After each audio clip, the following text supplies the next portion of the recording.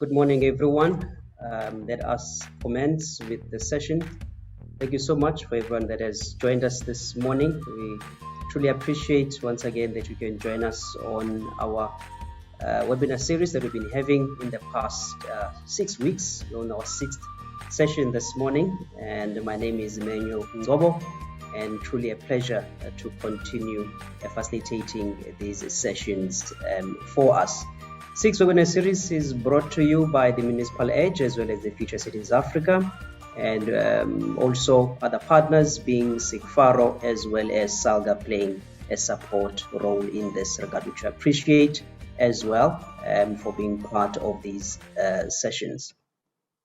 This series, we have gone through all the other 5 in the past 5 weeks, and this morning we are to be looking at unpacking the municipal budget, which is doing more with less for the people. And also just to make mention that a number of universities have actually asked for the recordings of these sessions.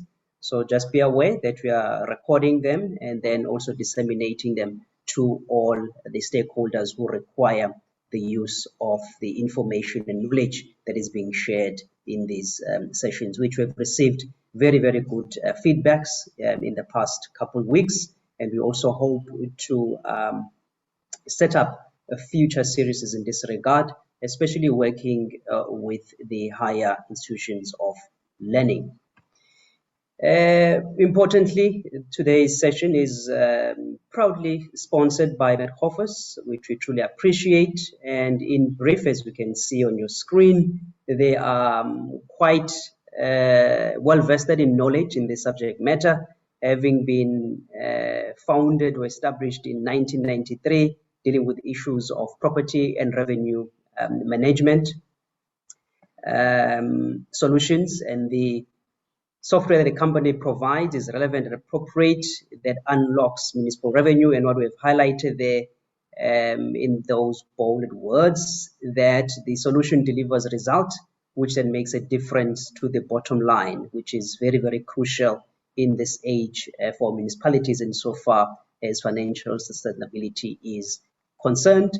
And their flagship system, MetFile, is a comprehensive end-to-end valuation role management system, which enables municipalities to be compliant in terms of the Municipal Property Right Act, as well as National Treasury's MSCOA requirements.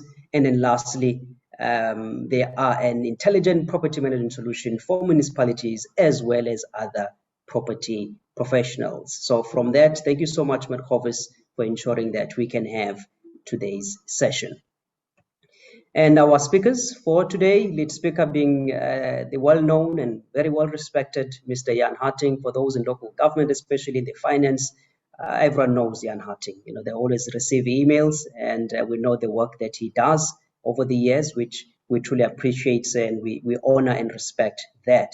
He's the Chief Director for Local Government Budget Analysis at National Treasury, with a number of wealth of experience, which for those who would have seen the posts that have been shared in terms of his profile, you will understand where I'm coming from. And then our panelists that we have, Ms. Janet Channing, the MD of MetGovis, also supported by Mr. Ayanda Ngcobo, my brother. I was sharing earlier that the Ngcobos are taking over this morning, this session. But he's also a director at MetGovis. And then last but not least, one of my good mentors as well, Mr. Peet, who is the past president of Cigfaro. So on that note, this will be our session. We'll have the presentation first by Mr. Jan Hattingh. Thereafter, Janet will take over, and then we'll have some discussions after receiving the panel views from Mr. Peet as well as Ayanda. So on that note, let me now hand over to Mr. Jan Hattingh to take us through the first presentation, and then we will proceed with the rest of the session. Over to you, sir. Good morning, Chair. Good morning to the panelists and to everybody that participate in this platform. As the Chair indicated, I'm Jan Hattingh from the National Treasury. Thank you, Chair, and thanks again for the opportunity. So this topic is very interesting in the sense that I'm sure the participants will recall that our former minister or finance, Minister Gordhan, is the one that actually started with this phrasing, and it was obviously relevant at that point, given that the economy didn't necessarily grow, and we still have challenges associated with that, and therefore use the taxpayers' money smarter and better going forward. So, Chair, I have a host of slides, but there's certain slides I'll spend a little bit more time on relative to others, because I think the colleagues will receive it afterwards. So if I skip some slides, it's not because I don't want to be disrespectful, but there's certain messages that I think that the colleagues would like to take home. I will also give a context of where the municipal budget fit into the reform agenda as the process unfolds. So as a start, it's important to understand the role of national and provincial treasuries in the space of financial management. And we refer to ourselves as team finance. And a lot of people ask us, if you read the Constitution, section 215 and 216, what is treasury norms and standards? Chair, essentially it's a configuration, or if you can add it up, it consists of primary legislation that we're responsible for in the form of the Public Finance Management Act, the Municipal Finance Management Act, and the Annual Division of Revenue Act, just to name a few. In the space of local government, the Treasury do not issue instructions like we can do for national provincial departments, but there needs to be then regulations, and then there's a host of circulars, guidelines, tools, and things that I'll share as the process unfolds. So largely, Treasury norms and standards consist of these pieces, and that's important so that it doesn't confuse people. Obviously, our mandate is directly derived from the Constitution. It's not an inferred responsibility, and that's also important to understand. And we do it via this pieces of legislation and secondary legislation and other measures. If the colleagues read the Municipal Finance Management Act, a lot of people will come to the conclusion that it's completely about compliance. With any reform, Chair, there's always the compliance part, but ultimately you want to get to the spirit of the legislation. And if you read the Public Finance Management Act and the MFMA, what is behind that, or what's articulated as the spirit, is the relationship between planning, budgeting, reporting, and then ultimately accountability. So after implementing the Act now for about 17 years, so colleagues, I have spoken about this slide, which is slide 2, about the mandate of the Treasury, which is then articulated in section 215 and 216 of the Constitution, and what constitute Treasury norms and standards. Chair, I'm now on slide 3, and this is what we refer to as the local government accountability cycle. Essentially, if you read the Act, what's behind the Act, what's in the spirit that we refer to. So after 17 years of implementing the Municipal Finance Management Act, Chair, I can say with confidence today all municipalities produce these legislative documents, the IDP, which is a 5-year strategy, the MTF budget, 3-year budget cycle, the Service Delivery Budget Implementation Plan, which is then a 1-year implementation plan, or at the national provincial level, we refer to it as the APP.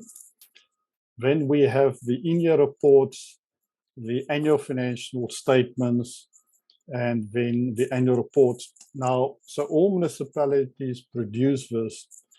The point is, it's about the line of sight.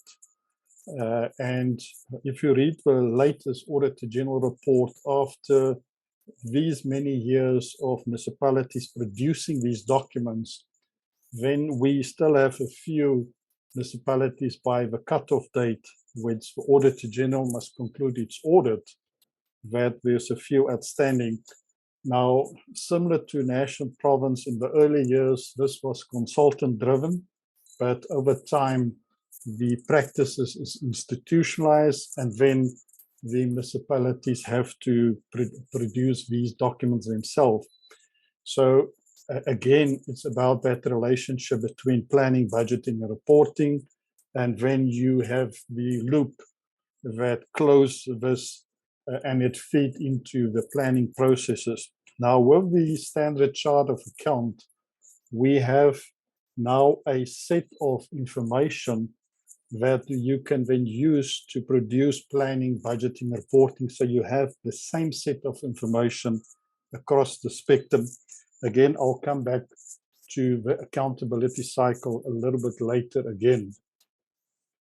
The next slide is then the objective.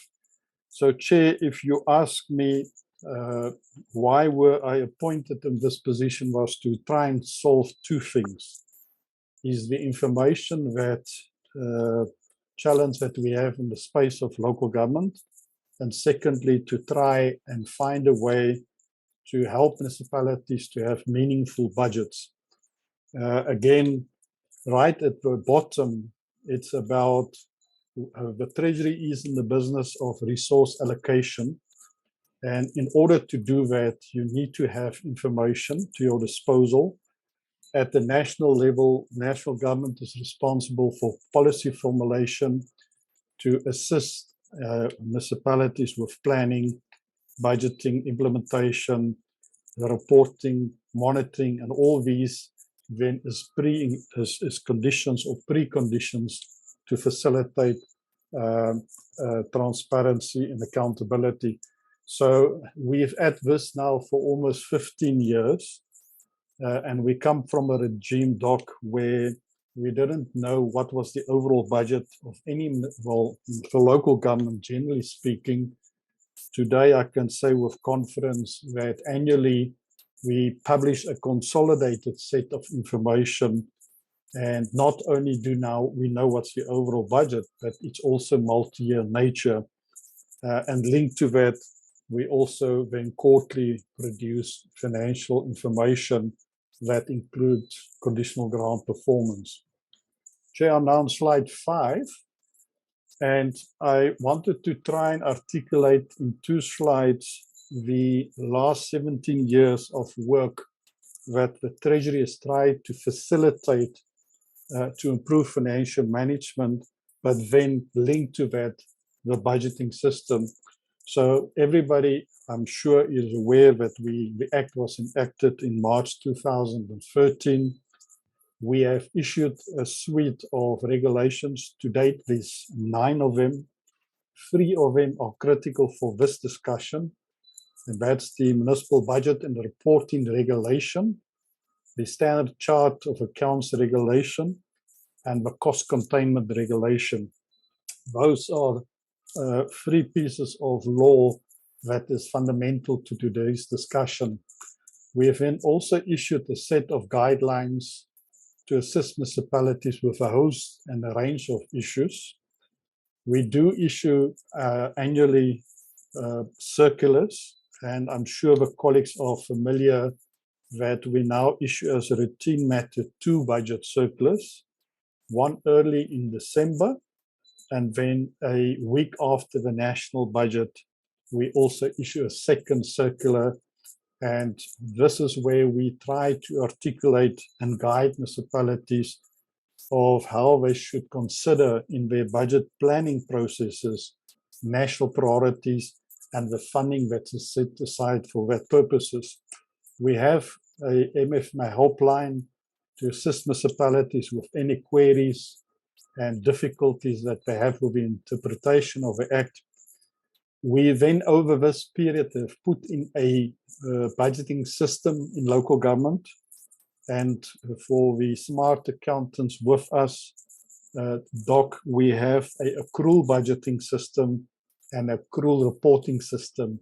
This is not the same at the national provincial level, which is largely cash or modified cash. That's an important distinction. We have then put in place a reporting system, and this we refer to as the early warning system. We have also then introduced over this period, via the Division of Revenue Act, a conditional grant monitoring system. And I'll give you a little bit of a taste of the scale of the amounts we're talking about. We have started to roll out a financial management capability maturity model. This is nothing else than a self-assessment on your maturity when it comes to financial management in broader terms. We publish a host of information on local government. As I've indicated, once a year, the full set of the budgets, quarterly, the financial results, and then once a year, the state of local government report. And hopefully colleagues have seen in that report. But largely what the report indicates that in the last cycle, Doc, we have had 163 municipalities that have shown signs of distress, and that number is now increased to 175. We use 13 indicators across the 257 municipalities to determine the distress level, and then there's other processes in terms of the law that then separate when you're in a crisis. We've done quite a lot of work, Chairperson, on research that then later informed the issuing of a standard chart of accounts. So anybody that's interested in systems development, very topical as part of your theme for the session, because with technology today, if in those municipalities that have managed to take the Ngcobo reform very seriously, have actually had a very easy time to navigate via the COVID pandemic, because if you have technology to your disposal and you have your processes in place, then you can still collect your revenue seamlessly. So we've done a lot of work on systems reform that then have informed the design of a standard chart of accounts. The system matters you can see in Circular 80, which is on our website. The chart has been issued on 1st July 2017. That was the implementation date. And we have now about 4 to 5 years of implementation experience behind us. And Janet was quite heavily involved with making this a reality with the things that she will share with the panel and the members. And very recently, Chairperson, it's one thing to have financial information to your disposal, but if you do not have performance or non-financial information, you cannot answer the question, do you get value for money? And this is a big reform that we've also introduced in the space, initially starting with metros, and progressively all other municipalities must now also conform to a minimum standard set of indicators to track the performance from a service delivery perspective as well. I'm now on slide 6, Chair, and it will start getting faster now. In addition to all these reforms legislatively and otherwise, we have developed within Team Finance our own strategy, and we call it a strategy to address municipal performance failures. This strategy was developed in 2009. It then served at our political forum, or our equivalent of a MINMEC, which is a legislative body. In 2009, we have updated on 2 further occasions, in 2014 and 2019. So this document is not in the public domain, and the Treasury has stuck to the strategy over a considerable period of time. We have then asked the provinces to develop their own strategy linked to the overarching strategy. And in that process, 6 priorities or 6 game changers emerged. So there's a host of indicators that you can consider, but from a priority perspective, in order to deal with the challenges in local government, the 6 priorities that were identified is funded budgets, revenue management, and Peet, our panelist, is an expert when it comes to revenue management. The Ngcobo reform, asset management, which is a very topical point at this point in time, supply chain management, and then improving audit outcomes. We have introduced quarterly joint meetings. It's now happening twice a year, and the provinces host CFO forums where the Treasury participate actively in these platforms. We then have, Chair, also introduced 2 very critical institutionalized processes. The first one we call the budget and benchmark assessment process for the 17 non-delegated municipalities. And we have also then sessions with the 17 big cities called mid-year budget and performance assessment sessions. So, Chair, before a municipality is allowed to table their budget or adopt their budget in council, we have used the window of influence, and there's 2 of them, and I'll get to that a little bit later. But these are institutionalized processes where Team Finance provide a service to municipalities, an independent assessment of their budget that they've put together, and also then when they do their mid-year reviews as per the law in terms of Section 72. We've got a host of support programs, and unfortunately, maybe I must not say unfortunately, this is deliberately designed to assist municipalities to conform to Section 154 of a constitution. And very recently, Chair, we have also then concluded the process where we've developed social economic profiles for all 257 municipalities. The Western Cape has done this for many years. So on our website, you will see this information because, again, when it comes to the revenue side of the budget, it's important to understand the other factors that have an impact on local government, generally speaking. So, Chair, I'm going to now try to move faster. If you look at the budget the Minister has tabled very recently, this is what we refer to as the division of revenue.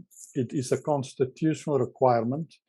And what the slide suggests is the average annual growth over the MTF. So you'll see right at the bottom is the shares of a different sphere to the division of revenue. And national government in the current year, 2021-22, their share was 51.1%, and you will see progressively how it decreased. Provinces fairly consistent, and then we have attempted to allocate more money to local government, and you'll see the growth rates. So local government in this budget cycle have certainly benefited. This slide is at the heart of the Division of Revenue Act, Chair. It illustrates the allocations per capita, the equitable share allocation per capita, and conditional grants. So this is a very redistributive instrument that we use, where we take the resources from the rich in the sense of rich provinces and distribute it to the other provinces that don't necessarily have a similar base. And you can see on the right-hand side progressively how rural municipalities have benefit quite substantially from the Division of Revenue Act. So it's one thing to allocate the resources, it's another thing to make sure that the money find the right destination. And this is where there's still challenges that we are confronted with. Chair, this slide just shows that over a period of time, local government, when it comes to the annual growth rate of allocations relative to the other spheres, have always been receiving more. And part of the discussions that Selga, the Treasury, and COPTA is trying to go through a very systematic process. A lot of colleagues will say and argue that local government do not get sufficient resources when it comes to the national fiscus. Now, Chair, that is it's a process that we've embarked on to review the fiscal framework for local government. But as a Treasury official, I always caution people, because the point is local government's got extensive tax powers, and the question is, do they use their tax powers appropriately? But I'll come back to that point. Chair, with the COVID pandemic, we thought and we knew that the revenue side of municipal budgets will be severely impacted.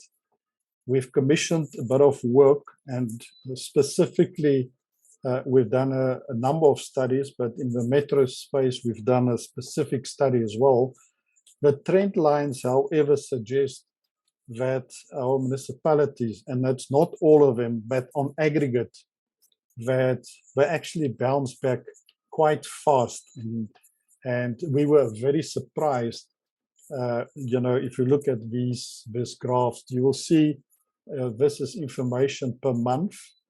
And you will see the intervals where the revenue inflow is then. So July is one of those periods, December, March, and even June. And all of them, if you look at the years, you'll see it's actually outperformed the previous year's performance. And the same apply on the right-hand side. Every year, if you look at the overall revenue inflows, so this was a big surprise to us as a Treasury, because we knew, and there is certain municipalities that have severely been affected. They are still struggling.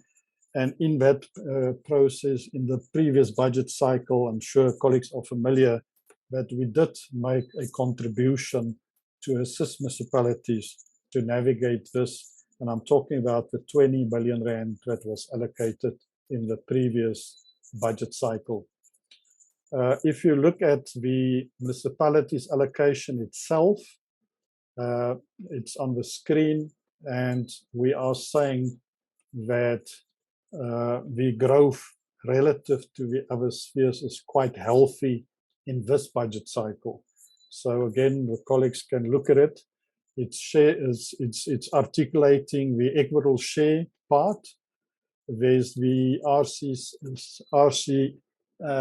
RSC levy replacement grant, which all the district municipalities benefit from. There's support to councillors that we've added. The metros do get the general fuel levy. And then there's the different type of grants. We've got infrastructure grants, capacity building grants, and then there's grants that national government spend in the space of municipalities. That is the so-called indirect transfers listed on the screen. Chair, when we look at the formula, I think the only point I want to make on this slide, in this last budget cycle, we've added 29 billion rand additional to the local government equitable share. And this is to, again, try and restore those, the communities that have suffered quite a lot as a result of COVID, that we find a way to assist municipalities, to bridge that gap. One of the things that is a bit of a challenge for us, by the time we had to conclude the budget, the bulk electricity tariff increase was not determined, and therefore you'll see the number that we've used as a input into the formula was 8.9% instead of the latest increase that was formally announced. We normally find a way, an eloquent way to compensate municipalities for the difference. Whether it will be in the adjustment budget or the main budget, that is something I can't say today. This brings me to the fiscal framework for local government. So when a municipality produces a budget, it's important to understand the whole spectrum and not a selective part.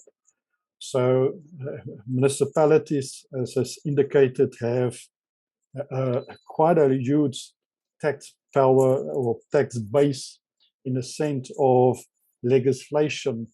Unlike unlike provinces, colleagues, provinces receive 97% of all their funding from the national fiscus. It's not the same in the space of local government. It's supposed to be the opposite, because they've got extensive tax powers, and the main revenue flows or operating revenue is rates and taxes and service charges. This is quite sizable. On the other side is all the transfers and grants. There's the direct transfers that I've given you a sense of, which is the equitable share, and then operating grants, but also then infrastructure grants. And then there's the indirect transfers. So what we do advocate, that when municipalities craft their budgets in our circulars, we would like to see a surplus budget on the operating side. So if they have challenges with Eskom and water boards, that they actually budget to compensate and to have resources to their disposal to repay those debts, in addition to use this to augment their capital budget. So if any colleagues are interested to read what is the intergovernmental relations and local fiscal framework look like in narrative terms, there's a nice chapter on our website when we've done the 2011 budget and expenditure review. And I would encourage people, if you really want to understand this a bit more in detail, that document is still relevant, even if it was done a while ago. Chairperson, now, if you get to the legislative part of the budget, and I need to speed up, this slide articulates what the mayor is supposed to do when it comes to preparation of a municipal budget. And the key datelines is also articulated. That window of influence that I spoke about when we assess the budgets, municipalities are supposed to table their budgets on the 31st of March and adopt it by the latest 30 June. That's the first window of influence where we assess the budget independently, and we have a standard methodology, and we will give advice. It's up to the municipality to take that advice. The second window is the mid-year assessment process, which is supposed to happen by the 25th of January every cycle. And the latest a municipality can pass an adjustment budget is the 28th of February. That's the second window of influence. So again, the colleagues can look at these dates. It is as articulated in the legislation. I then also have put this in a template, chairperson, where the key dates is articulated and the reference to the different parts of the legislation. So the budget process, the in-year monitoring and reporting process, and the production of the annual financial statements and annual reports. Chair, this articulates the steps in preparing a municipal budget from planning to finalization. So I'm not going to go through it. The colleagues can look at it on their own time. The elements of a budget consist of the strategy, the 3-year budget, and the SBIP as a basket. And I've also referenced the clauses of the legislation. And then there's the monitoring and implementation part. Similar to national cabinet level, the Minister of Finance have introduced a budget steering committee. We refer to this as MinCombat, the Ministers' Committee on the Budget. So it's members of cabinet that then helps the Minister of Finance to facilitate the prioritization and government's priorities and how it should filter into the budget process. A similar requirement is in the budget and reporting regulation, so that a municipality, there's a group of people led by the mayor and the technical experts to assist in preparing the annual budget of a municipality. The Treasury's role is essentially guidance, make sure that municipalities conform to the tabling dates and the approval dates. We also table a report annually in Parliament where we give the dates on which this happened. So this we do religiously. And also the enforcement part, so that people do stick to the legislative framework. When it comes to the municipal budget and reporting regulation, colleagues, we had 257 different municipal budgets. We have 257 different standard charts. We had, and it was an absolute nightmare for us to then collate that information, collect it, clean it up, and to publish it. And hence the decision was made in April 2009 to issue this budget law, which essentially regulates the format of municipal budgets as well as the structure. And this is a is directly linked to Section 215 of the Constitution. It's unfortunately only the Minister of Finance that have that privilege to determine the budget format across national, provincial, local government. And you'll see all of them look the same. It's a 7-year window of information. This challenge has then sparked the budget and reporting regulation. This is a summary that is in that budget law. It's got different parts. It's got different schedules. And if colleagues have time, it's important to follow this because these schedules got very specific names and numbers. And therefore, if you're interested, this information is on our website. And I can say, Chair, with confidence, all 257 municipalities conform to this. And progressively, we've assisted and helped them to make sure that they fill in all the templates in order to arrive at the municipal budget. If you ask us what is regulated, there is this 10 schedules, which is then regulated in the municipal budget and reporting regulation. It's underpinned by about 57 spreadsheets. And we believe this is one of the more sophisticated planning tools on planet Earth. If you do this properly and you fill it in properly, then you have meaning information that then can assist the council to make meaningful decisions. So again, here's the spectrum of the 10 schedules. We've also, Chair, to assist municipalities, issued what we refer to as a dummy budget guide. The Treasury believed that it can run a municipality better than anybody else, and we have then used Batupele City Municipality to illustrate to municipalities what is our expectations. This document is also on our website. And again, we also host all the regulated documents of all 257 municipalities in one place on our website for the public and our international clients. Again, similar challenges on the reporting side, and hence the decision to introduce a standard chart of accounts.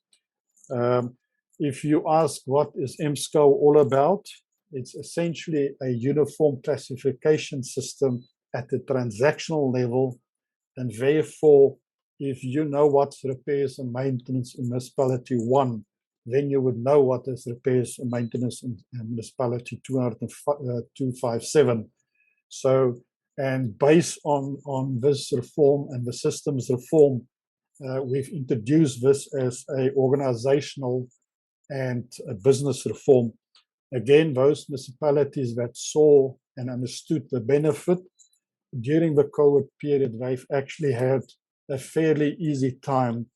Not all municipalities are at the place where we want them, but the end state is where, in a municipal context, all planning, all budgeting, all transacting, all regulated reports, all financial statements will be then generated in the system, not manually.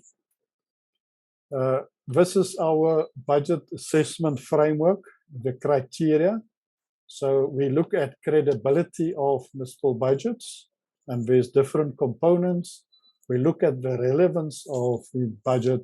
We look at the sustainability of the budget. And the colleagues can see then, as per the sub-bullets, what is the specifics that the Treasury team or team finance look at when we offer this service to all municipalities. If you ask me what is a funded budget, all municipalities have to table a funded budget in terms of Section 18 of the MFMA. Currently, we have 112 municipalities that do not have a funded budget in this cycle. Chair, if we assess a budget, we can, even before the start of the financial year, can predict with our limited tools on which date you're going to have a cash flow problem. And here's a definition that the colleagues can look at. It's informed by MFMA Circular 42.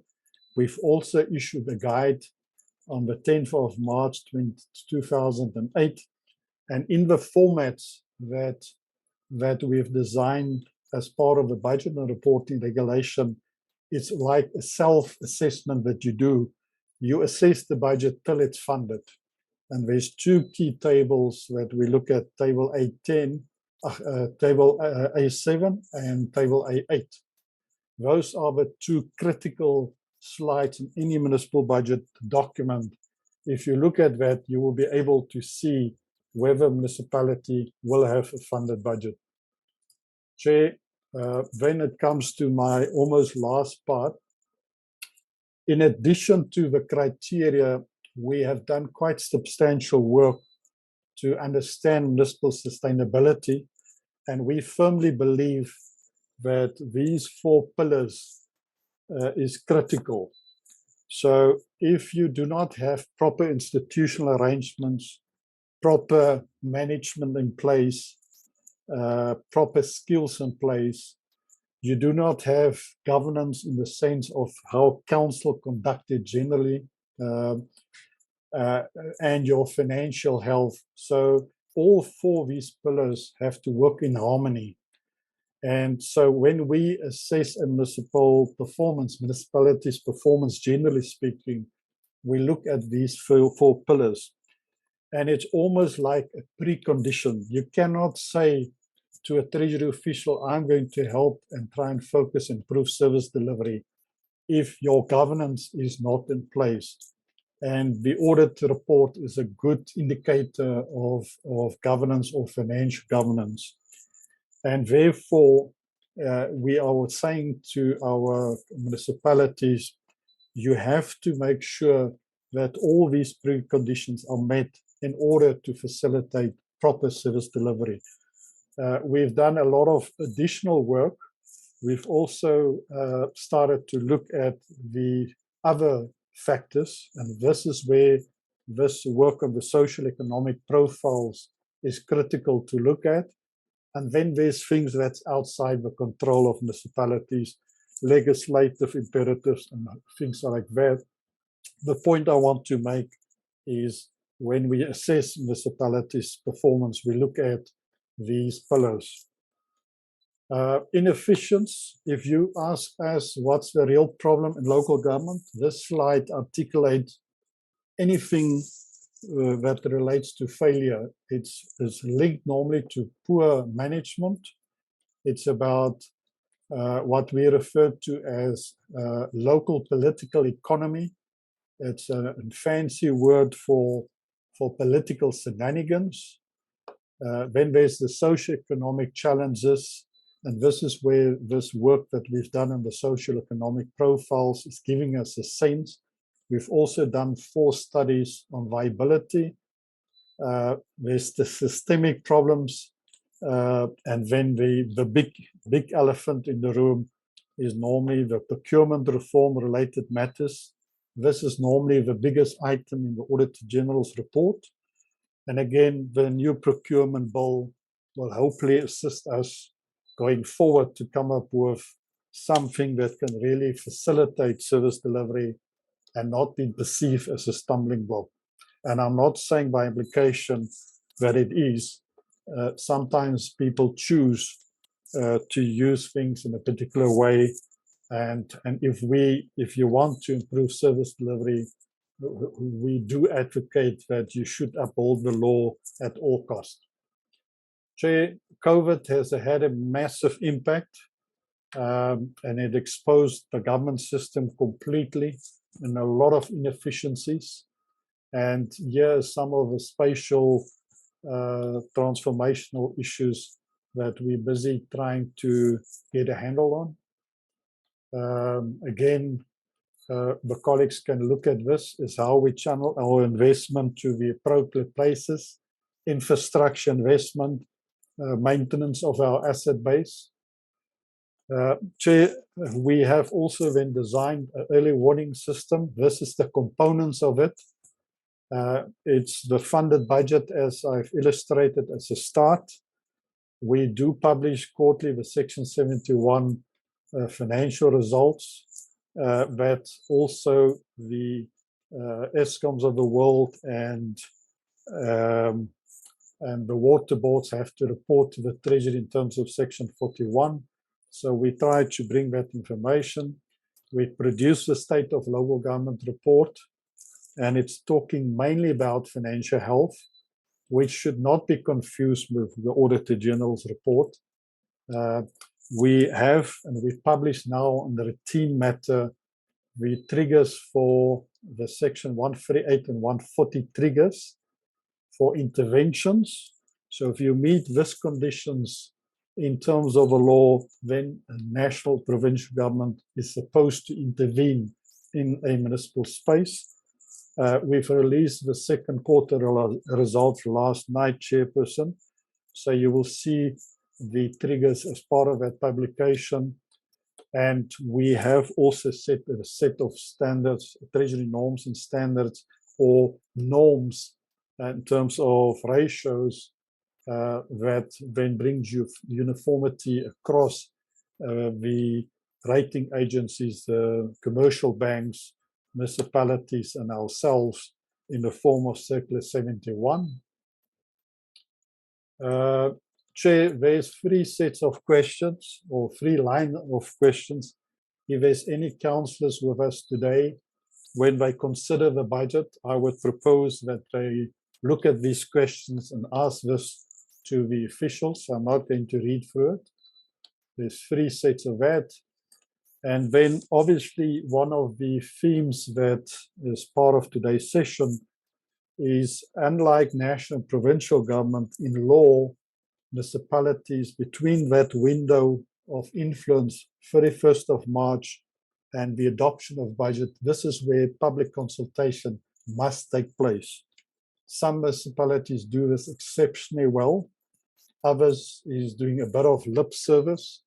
But we've also learned that if you really want the community to work with you and the business community, then you need to be transparent and you need to interact with them fairly aggressively. So, Chair, I'm going to not skip, I will skip this one.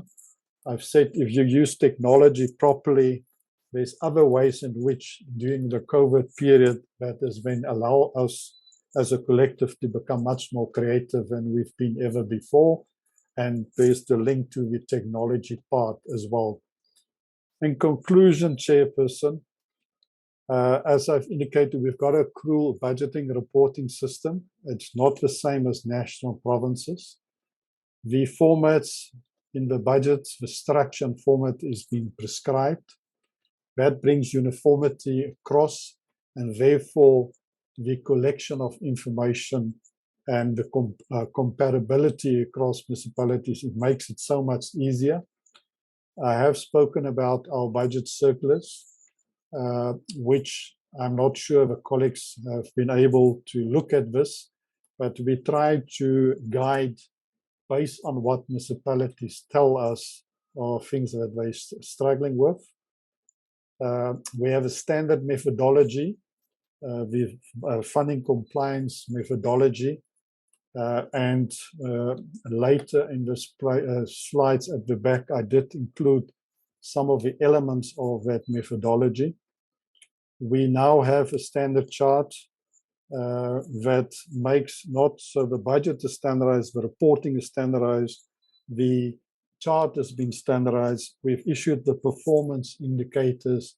We accept that each municipality is unique, but broadly they're in the same business, and we seriously advocate that they run their municipalities like a business.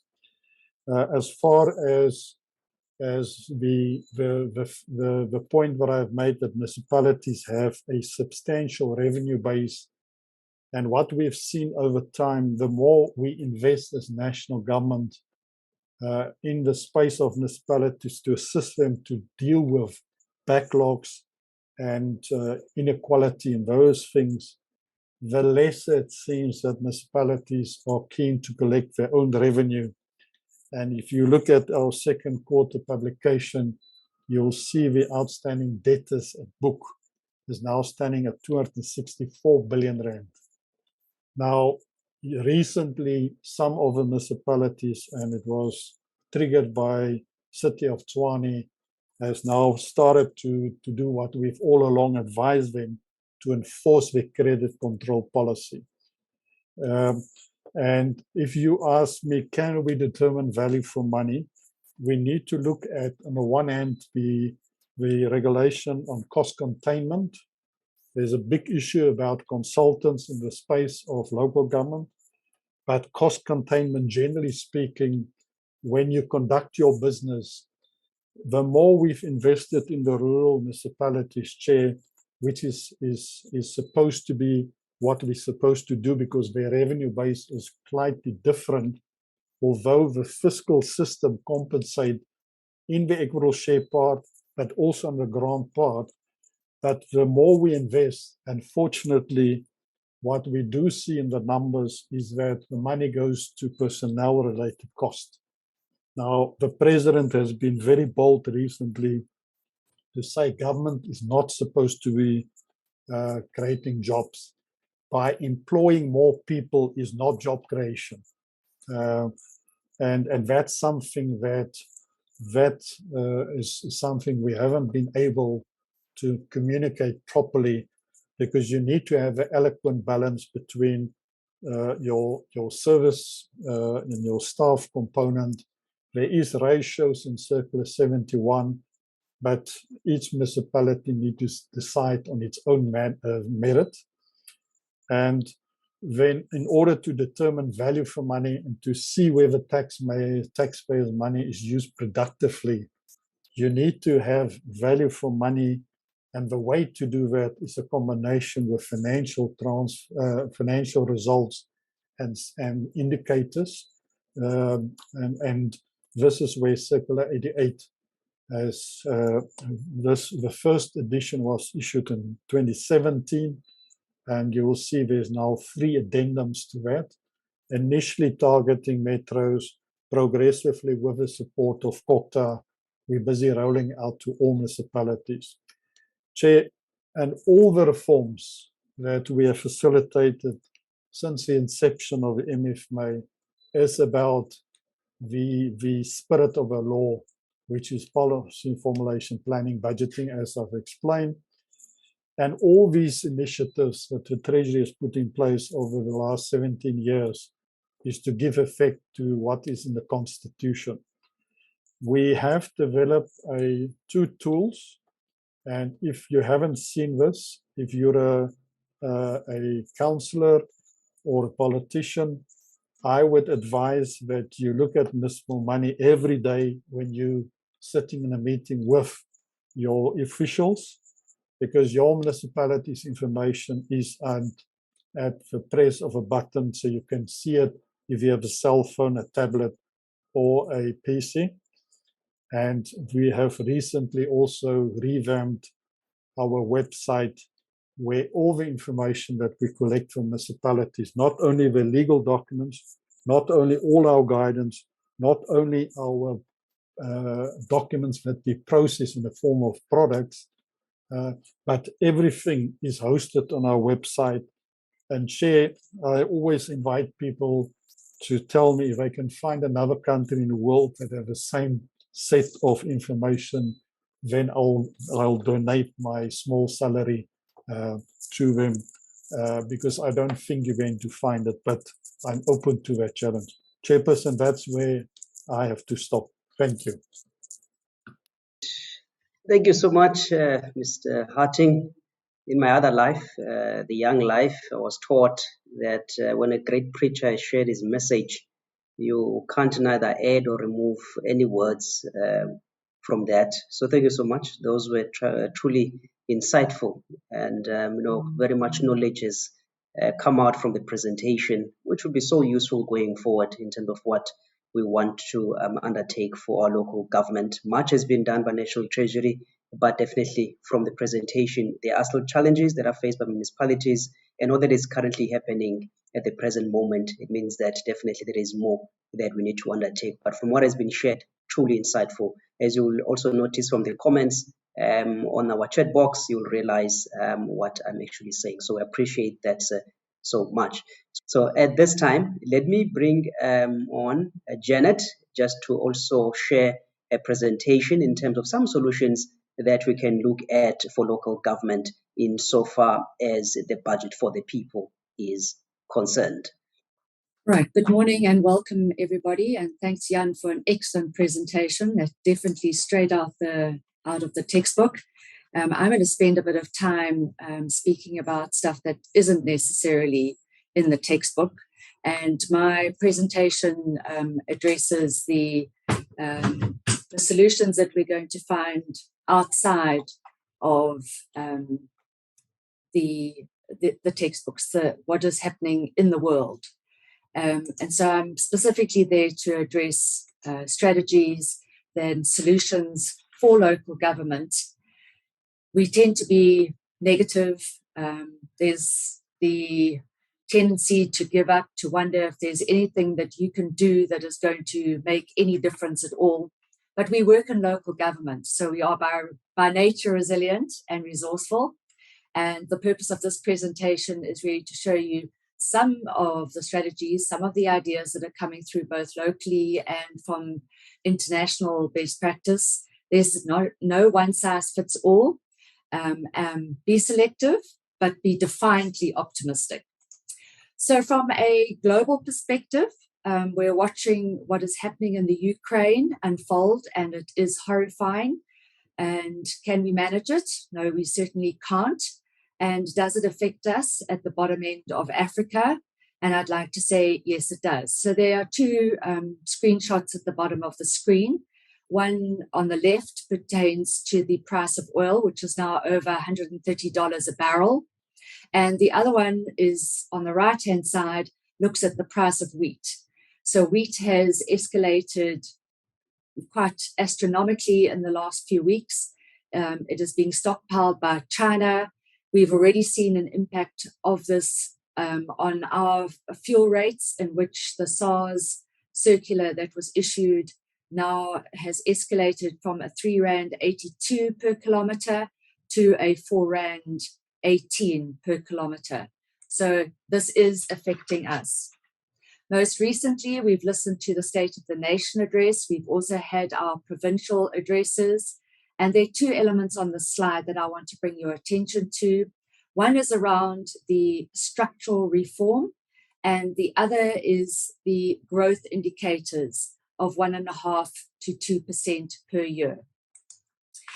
So I'm going to let the statistics tell the story in this particular slide, and it relates on the left-hand side to GDP between 2002 and 2008. That is the selected period I want you to pay attention to, and then to compare that with the decrease in unemployment from the same period. Is everybody with me on that one? Great. So unemployment is currently around 25%, and that is an astronomical figure. It means that there are a lot of people out there who do not have work, and that leads to a whole bunch of other social issues. From an economic growth, that is the primary goal of our government, and it has a huge impact on the welfare and the quality of the living standards. I have come across a guy called Mr. Oaken. He is Arthur Oaken, and he developed this law in 1960, in which he looked at the macroeconomic variables and of unemployment and production. And really his law says that if the unemployment falls by 1%, the GDP will go up by 2%. So there's an inverse relationship between the two. If there's one thing I'd like you to take away today, it's these wise words from Mr. Oaken. In July last year, we saw localized looting and damage. I come from KZN, so obviously this is an issue that's particularly close to my heart. There are loss of lives, of livelihoods, reduction in rates revenue for municipalities, both in the metros and in the smaller rural municipalities who are very badly hit. The Consumer Council has estimated damages to be over 50 billion Rand, and that is enormous for a country of our size. Then no overview would be complete without reference to government debt. And here you can see very clearly in the graph on the right-hand side how the government debt is rising. This is a further burden to our economy, and there are obviously costs of servicing that debt. Okay, but enough of that doom and gloom thing. I think there's a big tick and recognition of a policy milestone. So let's find the upside, the glass half full version. South Africa has pivoted to a different energy compensation, and that is now legal and on the statutes. And to me, this is a game changer. So in the face of load shedding and other unscheduled outages, we will remain convinced that we're moving forward into a different development phase. So this is taken from Bloomberg very recently around the now the proposed changes to the electricity regulations, and on top of it there is the renewables. So the renewables, and certainly I follow Mr. Landman. He has impeccable journalism and always finds the positive perspectives. So I looked at these particular references that he was speaking about, and they're not in our traditional economic hubs, which kind of makes them better. So Kennard is 120 kilometers from Uppington, and Postmasburg is also in the Northern Cape. And we're seeing new technologies coming forward, which is really, really good news for us here in South Africa. One of the other buzzwords or things that we're hearing a lot at the moment is smart cities and the conversion to smart cities. And what I'd like us to look at today is whether or not this is a convenient term or a useful construct, and will it enable us to provide more with less? So yes, it's about digital transformation and connecting everyone through Wi-Fi and other connectivity, broadband. And It means that we're going to have to automate our processes and improve our service delivery. So those of you who are attached to your Lever Arch files, it's time to let those go. So we're looking at generating reports with accurate and better decision making. We're looking at overall improved delivery, and we need to manage the sustainable use of our land. Our land is finite, and we need to be looking at basic services and making sure that our communities all have access to these. As Jan mentioned, IT and technology is a great opportunity for us to do more with less. My particular interest is around geospatial reporting, which enables us to link people and places, and our planning must be inclusive. This is obviously something that we need to work towards. People have a sense of place, and I think that's very important for us in our deliberations. So you all have an ID book.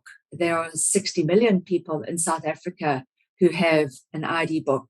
It is our unique identity. And if you've ever lost your ID book, you will understand that it is a particularly uncomfortable phase.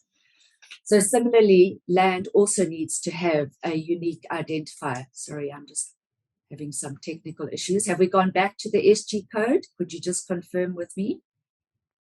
Yes, ma'am. Common naming convention for property. Excellent. Super. Well, thank you very much. Okay, so that naming convention is concatenated on the same basis as your ID number, and it denotes a particular unique identity for an individual property parcel. And we need to make sure that we all subscribe to the same business rules when it comes to that ID number for our property parcels. So we're most familiar with 21 digits. And then if we add on our sectional schemes, that gets us to 26. But if we also want to add on virtual sectionalization for municipal owned properties, exclusive use areas, and if you're in the property rate space for multiple purpose properties, then we need to make sure that that SG code is expanded to 32 digits, and then we can genuinely make sure that we consistently identify the same parcels across the length and breadth of our country. So I also would like to bring your attention to the fact that within Section 23 of the Municipal Property Rates Act, there is provision for a property register to be assembled and maintained. This is very important for the business process within local government. So whether or not you're in town planning, in building inspectorate, in finance, or in valuations, you all need to work off the same property register, the same database. And so that, as Jan said, if we're going to enable reporting at a regional or locational segment, we need to make sure that that property register is up to date and it is maintained. So the slide gives you an indication of how you would use the 32-digit code to achieve just that. It has application both in the urban context, where you are able to identify informal settlements and different households there, and across to the rural settlement, where in the areas that have been colored in yellow, those are homesteads. They are almost exclusive to that particular household, whereas on the left-hand side of that slide, you can see that denotes a land use of grazing, which is communally used. So now we have this amazing database of property, and there's so much more we can do with it. Municipalities already have data, they have GIS, they have a financial system, and they have a valuation role management system. One of the important indicators that we saw in Mr. Hattingh's presentation was whether or not your municipality is billing completely and correctly. And in this particular instance, this is a municipality with 115,000 records. The properties that are colored red are neither in the financial system nor in the valuation role. That means that they are not being billed for anything, not property rates, not utilities, nothing. That's almost 16% of the records within that municipality. It's obviously something that needs to be addressed and quickly. So the power of the picture and using place to inform the picture. It's a bit like a diet. We've used the same color coding as the Auditor General. Red is not so good, green is very much better. And you can see a before and after, whereas the after picture denotes a whole lot more green, and it obviously means the remedial action has been taken. Municipal councils are at risk of making uninformed decisions if they don't have credible information and that is not accessible to them. Using place, using geospatial reporting means that everybody is on the same page. And it certainly enhances National Treasury's objective of achieving whole of government reporting. We've heard about climate change, and climate change has been bandied about, but what are you actually doing for climate change? I have looked at this particular initiative. This is Singapore, in which they have empirically worked out that if they want the temperature within their city to be decreased by 2 degrees by the year 2030, they need to plant 1 million trees. So they're currently at 327,000, and they're doing really well. The areas that they've planted their trees in are along road reserves, along their highways. And it's incredible to think that Singapore, that we have as a vision of being a very kind of high-rise building center, is going to actually become very green and shady and suit them as they move into their climate change initiative. The next one I'd like us to have a look at is the special rating area, or as it is also known, urban improvement precincts. And just to allay any fears, this prescript is allowed for in the Municipal Property Rates Act, Section 22, and there are a lot of these initiatives coming into fruition across the country. People feel secure living in neighborhoods that are safe. And it is certainly a special rating area is certainly not about communities taking over municipal functions, but using an additional rating to improve the functions that enhance the safety of our communities. There's certain, I'd just like to reference certain successful special rating areas in Overstrand, eThekwini, and in Stellenbosch, just to name a few. Now, there's one thing that municipalities all have, and that is land. And are they using it optimally? And actually, do they know where it is?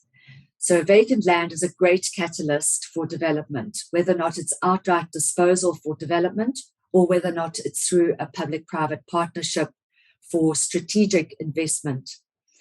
So using vacant land, and certainly a vacant land audit, is something that you can do as a desktop exercise, but it is something that you would, I think, be well versed to invest in.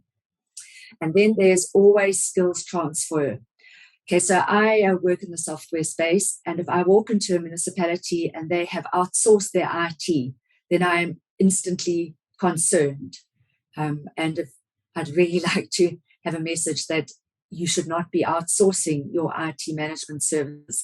This needs to be a skill set that you are developing in-house. And let me tell you, the youth are brilliant at it. They are unafraid of crashing stuff. They are really good at picking up skills to enable your IT to be run in-house. So we see a lot of focus being placed on training and skills transfer. But I would really like to encourage you that the IT skills is something that we need to be focusing on. When it comes to data administration, please remember that your data is one of your biggest assets, and take care of it. I cannot stress that enough. It provides the business intelligence for your municipality.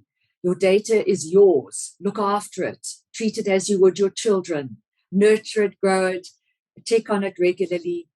Doing a backup and a restore after you've had a disaster is too late. You need to be practicing for those eventualities. And certainly given the amount of viruses and other nasty things out there, please make sure that you do that. It is definitely part of best practice governance. And then, because I can't avoid it, and typically a lot of the issues around local government are around the siloed approach that we have. So we need to get out of our government silos. The City of Cape Town has a brilliant example of this. It was really a bit of an eyesore, and they turned it into a world-class hotel and contemporary art museum. So my message to you is consolidate and integrate. Make sure you're all looking at the same version of the truth. So in closing, and I hope I haven't used up too much of our time for our panel, look after your data, enhance your technical skills, use your existing resources to create more jobs. Remember Mr. Oaken, and I think we're then moving towards sustainable local government. Thank you very much, Mr. Chair. No, thank you, Janet, for that. Definitely, you didn't take too much time as well. Appreciate it. And also, President was quite educational, insightful, but also on my side, so professional and excellent. So well done to the team. I hope to visit your office so that I can also maybe get some lessons on how to do such a professional, excellent presentation. So thank you so much, Jeanette, on that. And also the other key thing for me, from what you have touched on, which I'm hoping that it would link to the thoughts that have to be shared by Mr. Peet du Plessis, who's also quite well vested on issues of revenue management. Because most of our municipalities, they've got unfunded budgets. The figures can be quite alarming. And but Mr. Jan Hattingh also spoke about the issues of the tax powers that our municipalities have. So then how are we maximizing what we have? Whilst, as we know, we spoke about this at the last session, that there are others who are advocating, I think it was also touched upon by Mr. Jan Hattingh, for local governments to get more funding. But are we really maximizing what we have from our current tax base and even other tax and rates that we can possibly be charging or levying to our communities out there to make sure that our municipalities are sustainable? But importantly, also when we do bill, we're able to collect those monies. So at this time, I'll be bringing Mr. Peet du Plessis, but before he does come through, I just want to just do the poll as we normally do. Today it's not, it's quite a simple one for that matter. So do not be alarmed. In a few seconds, there we go, it has come up on your screen. In your view, what do you regard as the most important document for the communities or to ensure municipal accountability? In your view, what do you regard as the most important document? I'll give everyone 30 seconds and then I will look at the result. All right, currently we have IDP topping the list. Annual report, second. There we go. I think we now have the result. We have the annual report at 32%, IDP at 37%, budget 20%, AFS 7%, or the audit opinion by the AG sitting at 5%. Well, that's what you feel is the important one. But I'm sure as you continue with this conversation, more will actually come out in this regard. Right, so at this point, let me now bring in Mr. Peet du Plessis, as indicated, the past president of Cigfaro, and also our known national expert insofar as local government revenue management is concerned. Over to you, Mr. Peet du Plessis. Thank you, Emmanuel. And I'm just going to show my face quickly, and then I will put off the camera. So greetings to everybody on the panel, as well as to the participants.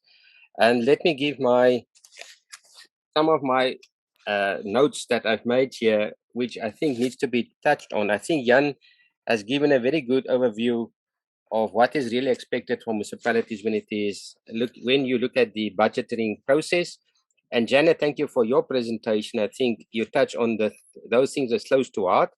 which is the technology. I think we all need to start embracing technology in our day-to-day operations. So I think all municipalities and those who are present here needs to look at their own municipalities and see how can they improve in technology. And I do agree with you, don't outsource your technology, keep it in-sourced and make sure you got the right people there. But I think, Emmanuel, to start off with the first point that I want to make, this is my old story, which I normally say it is municipalities, those who are elected as politicians, must make sure that the people that's doing the jobs are the right people for that job. So if they're not properly qualified, they need to address it by making sure that those people go for the right qualifications and make sure they got the right training to do what they have to do. I think that's one of our problems, and I'm Jan, I would have wanted you to raise it as well. I think it's one of the big things is that not all our CFOs are really up for the job that they embarked on.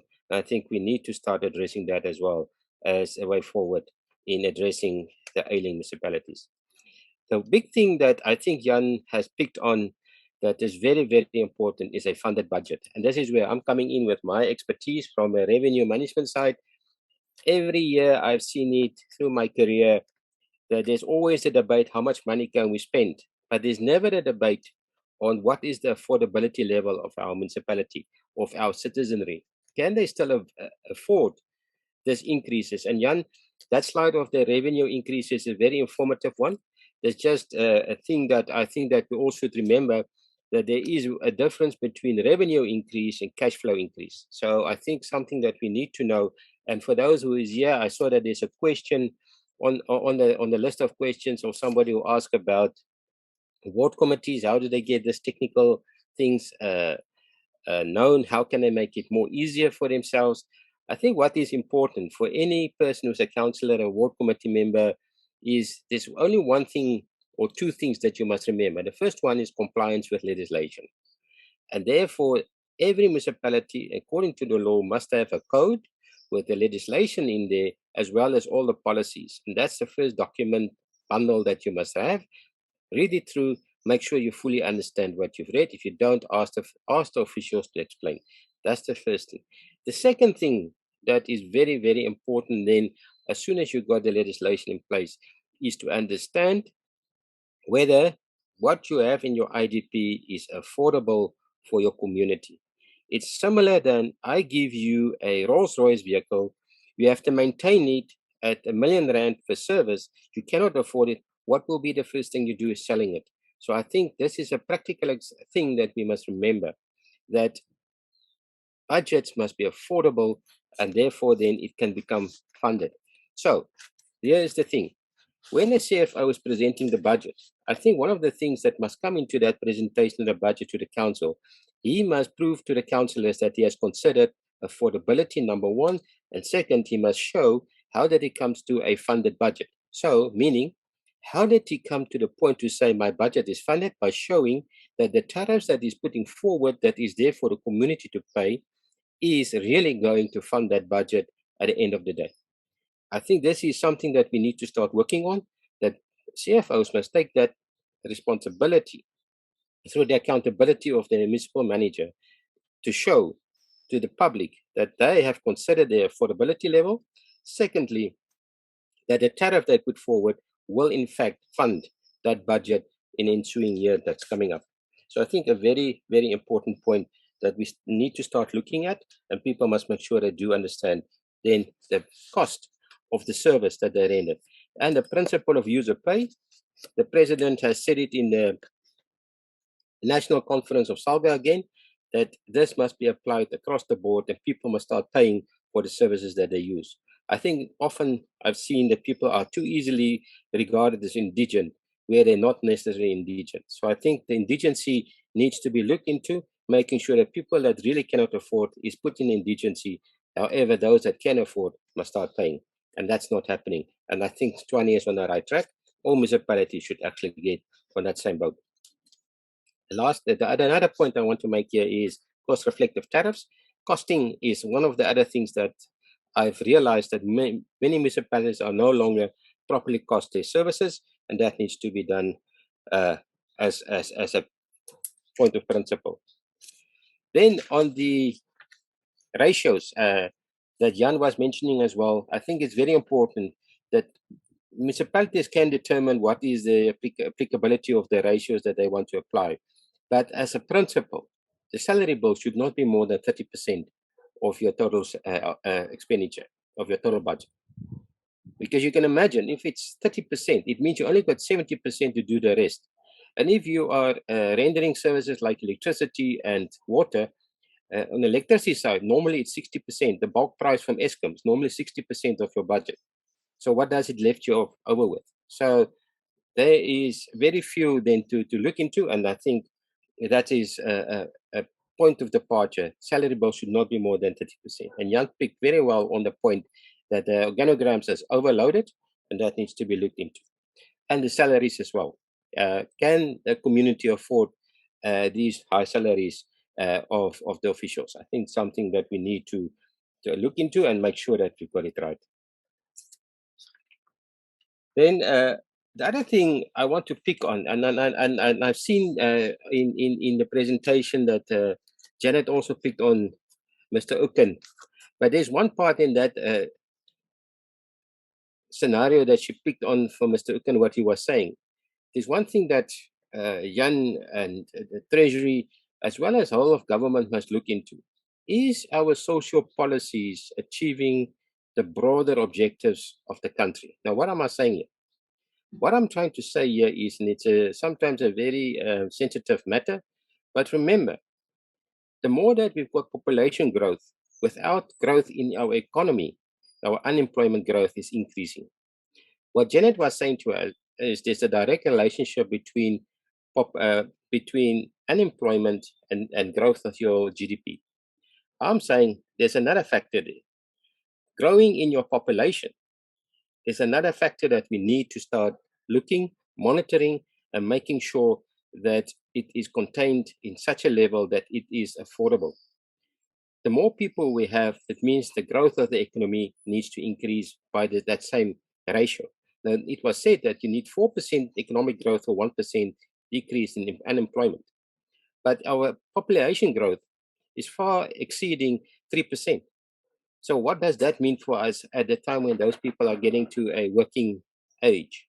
So this is really something that we need to start looking into and say, can South Africa as a whole, as a country, afford our current population growth, and what are we doing about it? And then it brings me to our social policies. I don't think currently that the policies that we have in some of our social grants is actually helping us in this regard, and that needs to be looked into. And then lastly, Emmanuel, I think I want to commend the presentations that we had. I think we are spot on, and I think this can just carry us forward. Thank you.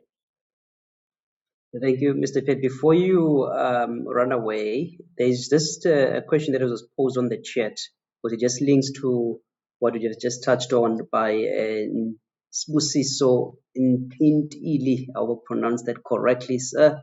The question is, what is the disadvantage of a municipality passing a flat rate policy, particularly in financial disadvantaged communities?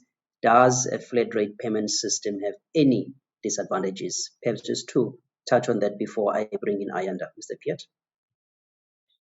Thanks, Emmanuel. I'm looking at the question, and to answer the question, I think it's the approach of how you want to introduce a flat rate. The Property Rates Act does make provision for a flat rate, but that is specifically for your indigent customers. Now, to use the word financially disadvantaged community is too broad. What is a financially disadvantaged community? That will be my first question. When is a community financially disadvantaged? And here I'm saying it must be the people identified as indigent. And indigency is a very sensitive issue. However, when you start applying indigent policies, it must and should be reviewed on a very regular basis. Because here it is, as South Africans, if I am regarded as an indigent because I do not have a job and I cannot afford to pay my services, but I still live in a 1 million rand house, then you're certainly not an indigent person. You're not. And those are the things that we need to start looking into. If I inherited a house of 2 million rand and I cannot afford to pay the bills, I'm not indigent. In fact, I'm a rich person. And therefore, we need to start looking at these things. Only indigent people must be regarded as a disadvantage in terms of paying for their services. And that narrowing down, you can introduce a flat rate because the rest of the cost of that service must then be cross-subsidized by those who can afford to pay. We must remember our whole system of tariffs is designed, if I can just give one example, the step tariff in a water tariff, where you pay lesser if you use less, where you get free services when you're indigent. It means the cost of rendering that service to that house, from the purification plant right through the network to that house, is then subsidized by the people who can afford to pay. So that cross subsidy, and that's why when your CFO is presenting the tariffs, and if he introduces a flat rate, he must show how is the cost of rendering the service to that specific customer who's going to get the flat rate, how will that be paid by the rest? I've seen recently a municipality who say to the municipality at the budget stage, listen, my tariffs is not cost reflective, but please approve the budget. No, you cannot do that. That budget should then not be approved and should be sent back and say, please come back to us with a funded budget. That's exactly what Jan was saying. That is what the law is expecting from us to do. And how do I get that right? By cutting the cost. That means if it means I'm a lay down staff, then that's what you have to do. If it means you cannot approve further increases of salaries, then that's what you have to do. So we have to take those bold steps. We have to take those bold decisions. If we're not going to do it, we're going to run further into trouble. You're going to see not just 134 municipalities in distress, you're going to see all of them in distress. We've already seen how capital infrastructure is failing us. And the main reason is because we do not do maintenance. That's the first area where we cut, and that's the wrong area to cut. The right area to cut is on the people. So we need to start looking at that. Do not appoint consultants to do the job of the official. These are the things that must be looked into. And then we'll get on the right track. But you can have a flat rate policy, however, very limited, because the cost of the service must still be paid for by those who can afford to pay. And that ratio and that balance must be get right. We must get that right. Otherwise, you sit with a big problem. Thanks, Emmanuel. No, thank you, sir. Well said in that regard. Appreciate that. Let me now bring in Ayanda Ngcobo, a director at MetGovis, just to also add some of his thoughts and input into these discussions. Mr. Ayanda? Thanks, Dr. Ngcobo. And I think good morning to everyone. Recently, we've had great presentations from Mr. Hattingh and my colleague Janet Channing. I am just going to switch off my video as well. Just wanted everyone to see my pretty face. I think, it was really good presentations. I think from Mr. Jan Hattingh's presentation, picked up the rollout of the integrated financial management system, which was through the transversal tender. I think that should have kickstarted our move to a more technology-based environment for our local government. With that is that it promoted a one version of the truth, so that we are all looking at one data within our local governments. With that, I think what we're saying today is that we must be able to do more with less. And I'm just going to agree with what Janet presented in terms of the sense of place being the center of achieving that. And that is done mostly through data and technology. And I think it's important that we understand that the data belongs to our municipality, our government. So even if you get a consultant to come and put together a solution for you, we've seen it in a number of clients where the consultants then think the data belongs to them. But no, this data belongs to you as a municipality because you have paid for it. Now, the importance of having that data and the integration, which is the seamless integration that Mr. Jan Hattingh, I think, spoke to as well, is that it now allows municipalities to actually pick up small issues that you wouldn't be able to see previously if you're not using the technology and data. I will make a perfect example. Mr. Peet Plessis now spoke about indigency, that if you are in a 1 million rand house and you're not working or you can't pay off your bills, you're actually not indigent. And I fully agree. But how do we clamp down on those people? How do we find those people? So a perfect example is that if you've got a financial system and you've got your valuation role within the municipality and you've got your GIS in-house, and all these systems are talking to one another seamlessly. Now, what happens is that at a click of a button, you should be able to say, I want to see all the indigents mapped, because we're talking about a sense of place, as my colleague Janet has mentioned.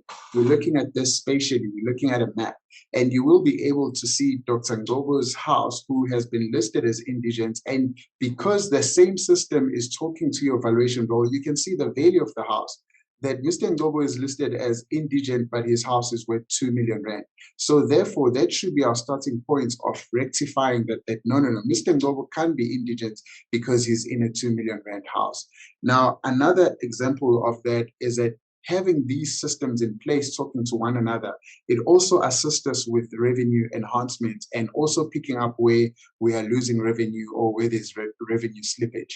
A perfect example again is if you have your financial system talking to your GIS, talking to your valuation role management system, and talking to another town planning system that's in place, you all looking at one vision of the truth and one data. So now the other important part of that is that if you just do a simple check and say, from the valuation role, I've got vacant land. I want to see all the vacant properties. You click. At the click of a button, you see the vacant properties. And then I want to be able to see which ones are consuming water and electricity. Because this system is also talking to your financial system, you should be able to pull out that information. And you'll be able to pick up where it's vacant land, but it's actually consuming water and electricity. And immediately that tells you that that piece of land is no longer vacant. There is a structure there, they're consuming water and electricity. Therefore, it calls for your municipal valuer to go out and value the property and therefore increase your property rates revenue. So just small things like that can start improving our revenue and our collection within the municipality. And this data actually exists within our municipalities. It's not that we have to go out and mine this data. It's already there. It's just that it's sitting in the different silos. This one department works with this data and they're not sharing it. But if we move to the seamless integration space where all these systems are talking to one another and we use a geolocator, as Janet has spoken about the sense of place again, and we're all looking at the data spatially, that is really critical for our local government moving forward and ensuring that we increase our revenue and we also fix where we are not doing correctly. Thank you. All right. Thank you very much, Ayanda from MetGovis. At this time, let me take some questions.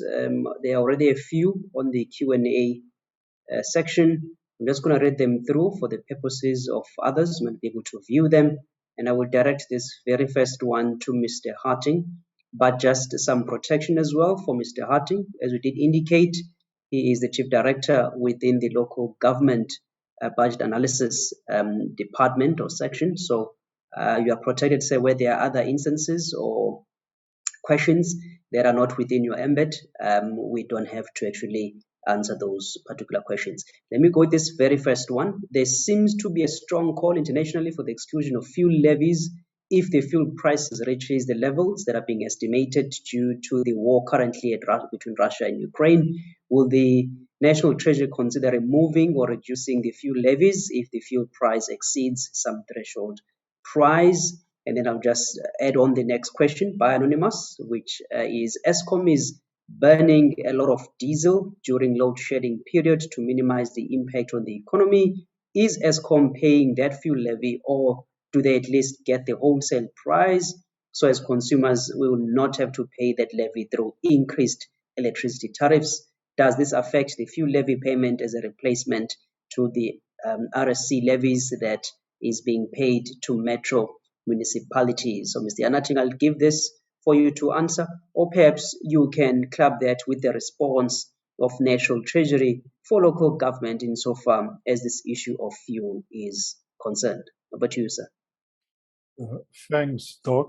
So there's a few other things that I perhaps could add. Above that question was also somebody asked, these technical jargons that we use, the legislative issues, how do we make it simple for our community members? Jess, I'm sure you've seen that one as well. Yes, My yes. response is what we've tried to do is we recognize that the information that we put into the public domain, it's largely financial orientated. In order to assist the community to understand municipal finances, this municipal money portal that I referred to, I would really encourage the colleagues to go look at that, because there we've tried to simplify things in the form of, and it's not to offend anybody, but cartoons, videos to explain all these concepts that's in the law. So it was a weakness that we've identified. We then embarked on this process with civil society. And what you see currently in municipal money is a simplification of this financial jargon, but in a language that our community can understand. So we are one of a few countries in the world that has embarked on something like this. I have also seen recently that India is really putting a lot of investment in this.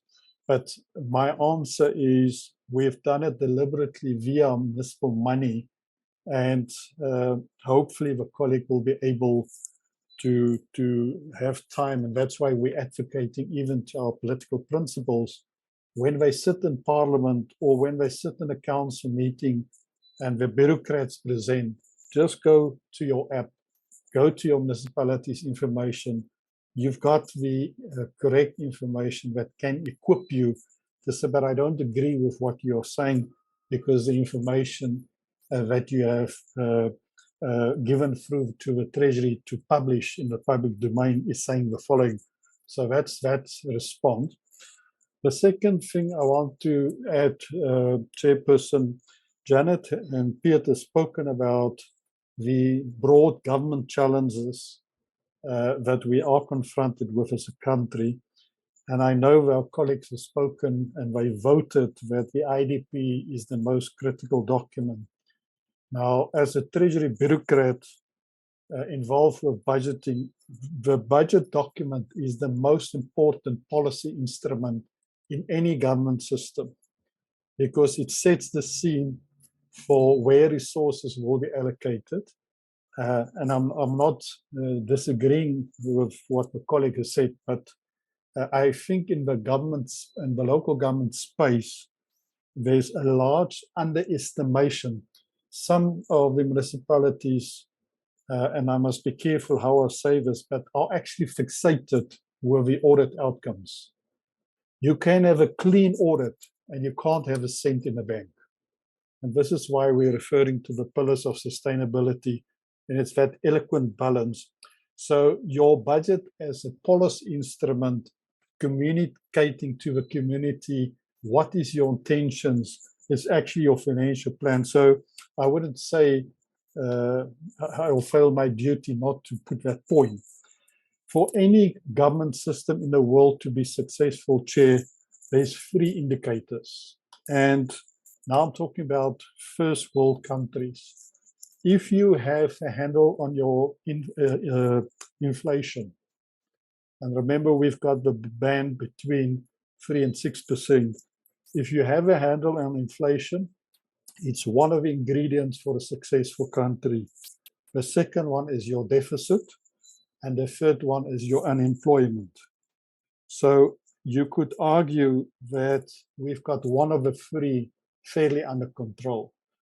But go and check internationally, any country that is really doing well, they've got those 3 indicators under control. So I just thought, let me make that point. As far as the indigents is concerned, that 80 billion rand that I spoke about for the equitable share, that is essentially the subsidy that national government made available for municipalities to then subsidize 6 kiloliters of water and 50 kilowatts of electricity. Now, I have checked, and every year when we go to Parliament to present the Division of Revenue Bill, because they have to agree to the bill, they ask us, what is municipalities doing with the equitable share? Now, historically, Chair, we were not in a position to know this. There was no way that we can say, we can see the number that goes into the revenue side, and we can see on the expenditure side what municipalities use the money for. With the standard chart of accounts, we can now see to the cent what a municipality do with the equitable share. So in every parliamentary session, I have explained this, and we have 2 sessions in this week on the Division of Revenue Bill.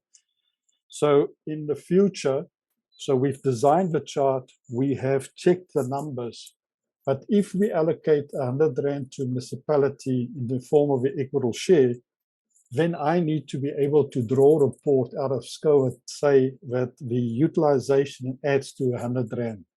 That's not the case at the moment. So we are going to go through a progressive process where we will send the email to a municipality every month for the next 7 years to get that number to be reconciled, because that's powerful information. And if you say that the funding is not sufficient, that there's then evidence that support that. So I have checked the budgets of all 257 municipalities, Chair, because that's part of our responsibility.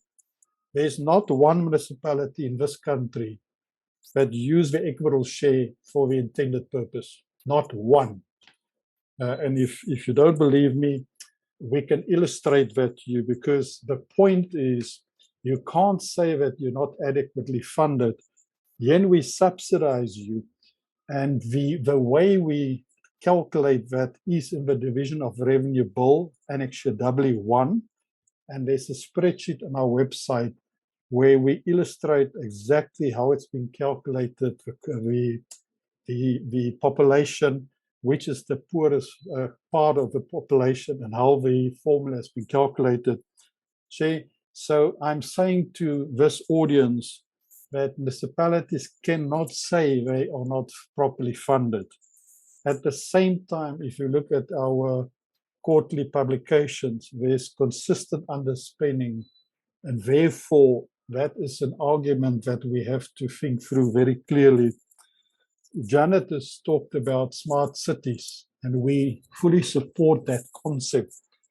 But if you cannot implement a simple reform like Ngcobo, how can you then try and go into this area? So the one is not a precondition for the others. So we endorse the concept, but show us first that you can do simple things. And the Ngcobo is one of those things. Chair, then as far as the damage that the KZN provinces and Gauteng has experienced, I'm sure the colleagues have seen the allocations that was made in this budget, the SASRIA additional money in order to assist with the damage that was, and it's obviously for private sector, but anybody that have legitimate claims. Chair, if I now come to this specific question, and sorry that I deviate a little bit from your directive. No, we needed that, Mr. Hattingh. Thank you for those thoughts as well. Yes, we can. No problem. So when it comes to fuel, the prices, and the fact that the Russian-Ukraine war, we have a group of people in the Treasury in our economic policy unit that do all the forecasting that feeds the budget process. So they've got very sophisticated models, and the budget is underpinned by certain assumptions. So clearly, and I think I've heard the minister in this week also making this remark, that all those assumptions is out of the window, because what the amount that we've used in the budget for fuel prices is already higher than what was penciled in the medium-term budget policy statement as well as in the main budget. But that is certainly something that the Treasury have to consider when it revises its forecast. As far as Eskom is concerned, and you've also heard the minister make this announcement that consistent fuel prices is making a mockery in our system. So he did commit to a process where this whole methodology and the way the department that's responsible for this manage this have to be revisited. And obviously that was based on community pressure, because it's unaffordable on the one hand. At the same time, how do you recover your costs in order to finance your deficit? But the point is the minister has given the commitment. Unfortunately, 2 days later, the increases was further announced, and it relates to this point. So the question then is, will the Treasury get rid of this in their modeling? The answer is we'll have to wait till that policy review has been done. And then obviously, like anything the Treasury commit, there will be proper public consultation, and then a decision will be made, and that will be done in the form of most probably the main budget, depending also on the urgency.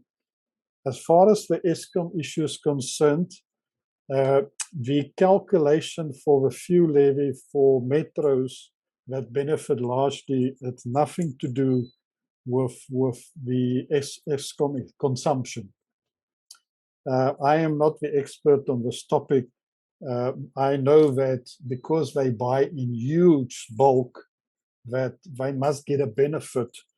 Now, whether they also then equally have to pay a tax on that, I don't know. I'll have to check on this one with my colleagues that's the expert in this regard.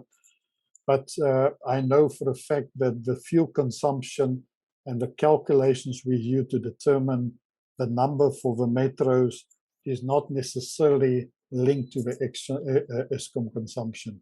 But let me rather, if you want me to, I can follow this through with our colleagues, and we can then provide a proper response.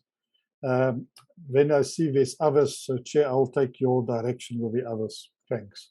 Yes, please. I think you can look at the other two questions, but also I would like Mr. Peet as well to touch on this one in terms of the appointments, because I know it's Cigfaro as well for this, and also on the role of professionalization. Cigfaro is also best positioned to touch. Perhaps Peet, I can see you want to come in first, and then thereafter, Mr. Yanatin, you can just add on to some of the thoughts by Mr. Peet. Yeah, I want to leave Emmanuel Jan to give his perspective from a Treasury point of view. But let me first off saying, I think Treasury should not play the role over the Section 56 and 57 appointments. It is the council that must do that, but play a significant role there, making sure they've got the right people. But I think here is where we're lacking currently what we had in the past. We had professional bodies where these appointees should have belonged to. And if they belong to those professional bodies, they could be appointed. If they don't belong, they could not be appointed. Doesn't matter what qualification they have. So I think we need to move, and that is part of professionalization of the public sector. I think is the right direction that we're moving into, and we must get it right again. That you cannot appoint a Section 56 appointee or a Section 57 appointee unless that person belongs to the professional body recognized for that sector. And making sure that that person, because if you belong to that professional body, then there's some assurance that you have that this person is qualified to do the job. So that is important. Treasury cannot really get involved there. They can issue guidelines through regulation, we must remember local government is an equal sphere of government in terms of national and local. So this will be start seeing as interfering between the two spheres of government. But I think we need to work together. And this is where Treasury plays a very, very important role in terms of making sure that we've got the right people. And I know the minimum competency is legislated and regulated in legislation. And that those are the sort of things that we need to start making sure that people have been qualified in terms of that. So I think very important, but we must be careful in trying to give the responsibility to National Treasury now to make sure the right person is appointed. No, they cannot. It must be that council that makes sure he appoints the right person. And therefore, what I'm saying is making sure that people are belonging to a professional body that gives that assurance to you as a municipality that this person is qualified. And we need to get that right again. It was there in the past and it worked very well. Unfortunately, legislation was repealed. And I think it's time that we relook at that. It doesn't have to be the same legislation, but something to the same, making sure people are qualified to do their jobs. And that is what I was referring to when I started by saying people problem. We need to get the right people into the jobs. Thanks, Emmanuel. All right. Now, Sebonga, Mr. Peet. Mr. Jan Hattingh, perhaps to also just come in on that one. Thanks, Chair. So the way our system is designed, and I'm talking about our constitutional setup, the MFMA, PFMA, all the legislation, it was different prior to the Municipal Finance Management Act. In those early years prior to the MFMA, the National Treasury, for instance, approved the budgets of all municipalities. And at that point, I think it was something like 1,200 municipalities. Now, you can imagine a unit in the Treasury have to deal with that. And Peet was part of that dispensations. I was unfortunate not in the local government system. So the point is, the way we've changed the legislative framework and facilitate accountability is exactly what Peet is saying. It's at the national level, it's national cabinet. At a provincial level, it's the provincial executive council. And at the municipal, it's the council. They make the decisions with regard to these matters. So we have issued a competency regulation because we wanted to make sure people that operate in the finance area, and this is the Budget and Treasury Office, as well as on the procurement side of things, that they have a minimum set of skills. The mistake the Treasury has made is that we have done and we've allowed exemptions. So I was in Parliament presenting the strategy that I've referred to, our strategy to deal with municipal performance failures and the state of local government. And the chairperson of SALGA was sitting next to me. She's today the Deputy Minister of Kokta. She said in Parliament, you as a Treasury should have never allowed this to happen. Now, it was interesting coming from her as the President of SALGA, of SALGA, because it's the same SALGA, unfortunately, that have put enormous pressure on the team in the Treasury, and therefore we've allowed exemptions or systematically changes to that regulation. As a result of that painful lesson, Chairperson, when we've introduced the Budget and Reporting Regulation and the Ngcobo regulation, we've set a big bang, no exemption for nobody, under no circumstances. Because the point is, people will drag along, and this is exactly what happened. This is why we still have a number of municipalities that do not have qualified people in certain positions. A status report of that is in our State of Local Government report. There's a table that gives an update of how many people have now gone through this process. So Peet is absolutely correct. The National Treasury should not concern themselves with these things. Our job is to put norms and standards as per the Constitution. And again, when it came to the system development part, Chair, in the early years, we said it's not our business. Here's our norms and standards, get on with it. And whatever system solution you do is your problem. But when it came to the design of a standard chart, we had to start making it our business.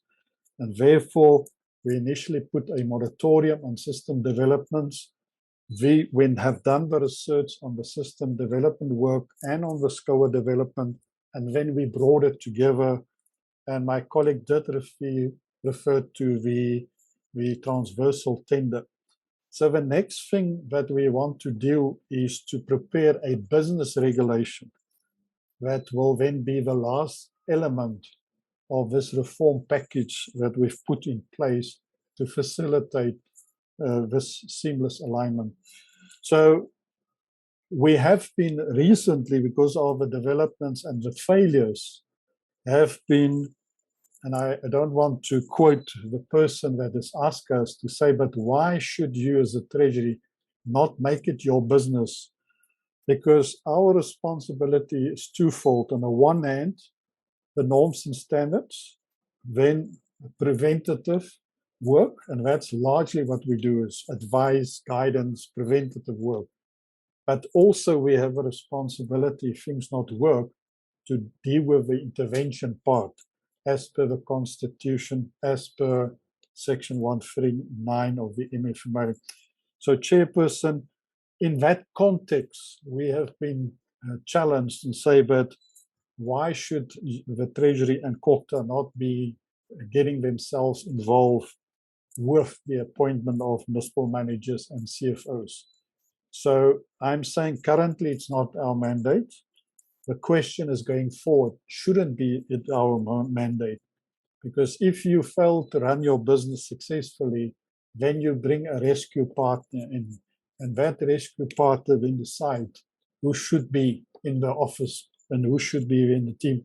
So I'm not saying we're going to go this direction, but we've been challenged to answer that question. And again, I personally don't want to get involved. I've participated in a few interviews. The Treasury's always tried to protect ourselves and to be neutral, because if it's a success story, then everybody is happy. If it's a failure, then it's the Treasury that has been the reason for the failure. Therefore, it's a bit of a difficult and a sensitive debate, but we have been asked to start thinking professionalizing the sector. I think it's one of the highest priorities that one should consider, and Peet has been very instrumental to bring it to the attention of all our political principals. When we had Joel Marcus as Deputy Minister of Finance many years ago, she was very active in that debate and that discussion. But subsequent to her leaving, we haven't had a political principal that want to take the role of a champion to think through this thing. But I think ultimately that's the way to go. But it's not going to happen overnight, unfortunately. Thanks, Doc.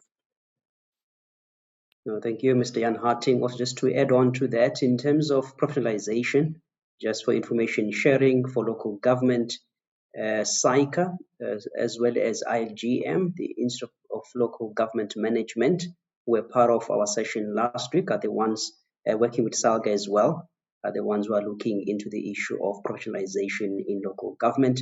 But yes, Cigfaro as well is playing a role because they're making headways insofar as working with the National School of Government insofar as financial management related is concerned. So at this time, Janet, I just want to bring you in because we're going to be doing our closing remarks as well. But as we do that, I want to just also address the question, not that you did type directly, but perhaps just for the purpose of everyone, if you can just elaborate on that issue that was raised by Yvonne, and also thereafter, you can just give your closing thoughts in this regard. Over to you, Janet. Thank you very much. Thank you, Mr. Chair. So the question that that Yvonne raised was around the using the different layers and having different data sets that you could present on a single platform. And that's absolutely possible. But it does mean that there needs to be collaboration between the different business units within your municipality. And if it is property-based and there is a spatial locator and you subscribe to the standard naming protocol, then it is absolutely achievable. And it would be an enormous achievement for municipalities, both in terms of reporting and planning, but also for them to enable everybody to participate in informed decision-making. So from my side, thank you very much for the opportunity to address you all this morning. It's been a fantastic platform, robust comments, very insightful presentations, and I look forward to spending more time working with you. Thank you very much, Mr. Chair. No, thank you so much as well, Janet. As said, from our side, from Future Cities Africa, as well as Municipal Age, we truly appreciate yourself as well coming through and being a partner into this session. And also, apart from the sponsoring part, but even the knowledge and the expertise that you have actually shared, which we appreciate that, ma'am. So at this time, let me also bring in Ayanda Ngcobo, also the director at MetGovis, just to also share your last closing thought in relation to the session of today. Again, thank you very much, Chair. And then, thank you for giving us this opportunity. And I think job very well done from Dan Clesson and the team for putting this together. I think, yes, it has been a lovely session. I think we've learned a lot from the presentations presented today, and the questions from the chat were very insightful, and I think we learned a lot from that. And thank you again for having us. We now hand over to Mr. Peet, but as you do your closing remarks, we have a bit of time just to touch on the road ahead in your perspective in terms of the budget going forward for municipalities, especially on this issue of revenue management. The figures are still alarming. Over 260 billion is still owed to municipalities. Truly something different has to be done in this regard, because going forward, our municipalities, as said, truly are not sustainable going forward in terms of delivering the services to our communities. So just on that state, if you can just, from your side and the experience we have in local government over 40 years, Mr. Peet, just to give your thought in regards to that going forward. What to you, sir? Thank you, Emmanuel.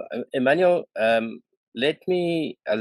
me to say these things, and I'm going to give you my personal thoughts around the questions that you posed to me, and maybe some of them might be extreme. It's typical to who I am, but I'm saying we have to challenge ourselves as South Africans and say, what can we do better? What can we do smarter? Making sure that we could get services to all our communities. So I think that would be my start off point. Now, this brings me then to the further points. The first thing is, Emmanuel, we could not have every person getting exactly the same service. Now, I know I'm being radical now, but I need to clarify what I'm saying. I raised a point of having a Rolls Royce. We all want to have a Ferrari car, but we can't all afford that a Ferrari car. And that's why I was saying, when it comes to municipal budgeting, one of the key things when you put your budget before the council as a CFO, you must have at heart the knowledge and the belief and the assurance that people can afford what you can put out there to pay. Now, revenue collection is all about affordability and ability to pay. Can I pay this bill? And I've seen it. I've seen where people can pay 1 year, the next year with the increases, they simply come to me and say, listen, well, sorry, I can't pay you more. I can pay what I paid you last year, but I can't pay you what you charged me this year. So that tells me that as I start off when I make the comment, the debate in council is always how to increase the budget, with what projects, what service delivery. But nowhere in any budget meeting is there the debate to say, can the community afford? We simply assume and expect that if I increase the budget and the tariff by 6%, that the people who's going to use that service is going to be able to afford that 6%. And that is simply not true. It's not true, and we need to go back to the basics. Basics tells you, once you put your budget together, the next thing that you have to do is to say, if my tariff is going to be 50 Rand per kiloliter water, is this an affordable charge? If it's not, you have to go back and cut that budget. You have to change the level of the services. Every person has the Constitution is saying, have to have the access to the basic services. We can give them the access, but it doesn't mean it has to be the Rolls Royce of the service. So I'm saying we have to relook and say, what are we doing? Jan pick on it. Densification is a big, important part. We cannot have urban sprawl continuing. We must make sure that there is densification so that we could have concentrated service delivery at a lower cost and a bigger the quantity of people that we will render the service to. So these are the things. Planning plays a pivotal role to it.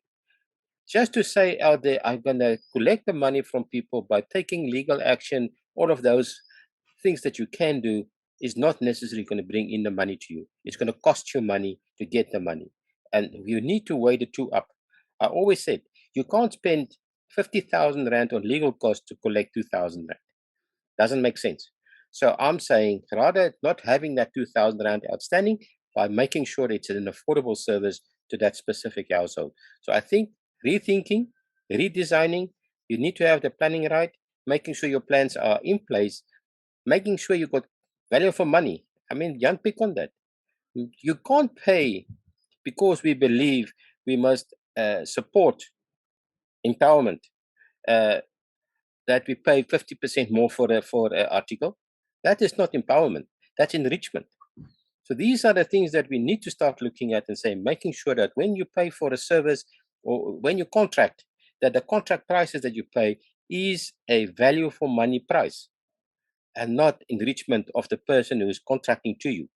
So these are all the sort of things that we must put in place, bringing down the cost so we could say we have an affordability. And my last point I want to say, Manuel, to everybody listening to me this morning, there's no relationship between budget increase and tariff increases. Meaning, if my budget increased by 5%, it doesn't mean my tariffs will increase by 5%. Because there are other variables impacting on the tariff. The tariff is the cash inflow of your business, whilst your budget is what you intend spending, and that is what Jan was saying. Most important policy document to say, what do you want to do with the money? Where are you going to spend it? For what and at what level? And I'm saying to you, that increase on that side is not necessarily the same increase on the tariff side. And we must get the mix right, making sure we do the right thing. Then the revenue collection will become a better thing. And the last thing on this is maximize your revenue, making sure that each and every property is paying what is due by them to pay if they are not regarded as indigency. Making sure that you charge them the right tariff for what they are consuming. And that is the full value chain of revenue must be implemented appropriately, making sure that you maximize your revenues, making sure then you collect on that. And don't get emotionally involved in the business, because I've seen it. People get emotionally involved instead of saying, with empathy, you have to pay for what you've used. So I strongly believe we can make this change. We can turn it around, but absolutely we need to look and see what we're doing in our budgets. Thank you. No, thank you, Mr. Peet, and we truly appreciate your time as well that you've taken this morning, and now it's actually in the afternoon, so we truly appreciate that from your end. At this time, let me also bring in Mr. Jan Hattingh just to share his last thought and closing remarks in this respect.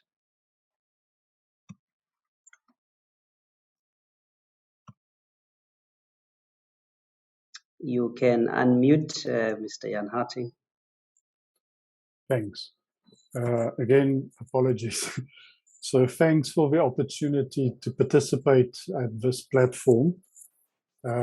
So just in conclusion, a few things that's important. The way our fiscal system is designed nationally, provincially, and locally is based on powers and functions. So if you are in a municipality and you will want to see how we compensate you via the division of revenue, I would suggest that your colleagues, if you haven't done so, look at the division of revenue bill. It later becomes an act. The bill is quite lengthy, but at least once in your lifetime, read the whole bill from the first to page 241, because it gives you all the information required to understand on what basis and what information is these choices made. If you ask me whether more money will solve a problem, the answer is absolutely no. And the reason for that is consistent underperformance. What we need is decisive leadership as well as management. Those are the two things that we really struggle with in the space of local government. And if you want to see an example where a municipality do exceptionally well, it's the same at a national level. If the Minister of Finance and the President is seeing eye to eye, and you can't even separate them, you see success. And sorry that I'm using this example, but I think it's the best example. Under the leadership of Mr. Manuel, our Minister of Finance, and President Mbeki, we've seen 55 consecutive months of economic growth, unprecedented. The point is, in a municipal context, if a mayor and the municipal managers on the same page and they want to success, you will see the success. And it's not about more money, it's about management, it's about respecting the community, it's about doing what's in the best interest of the municipality. We have asked, and you will see it progressively, and you're going to start hearing the culture of payment in our society have to change. And we are advocating, even when we assess municipal budgets, that progressively we need to start moving from social investment to economic investment. Now, that's a very difficult thing for our political principles, because by nature, they want to look after the poorest of the poor, which is correct.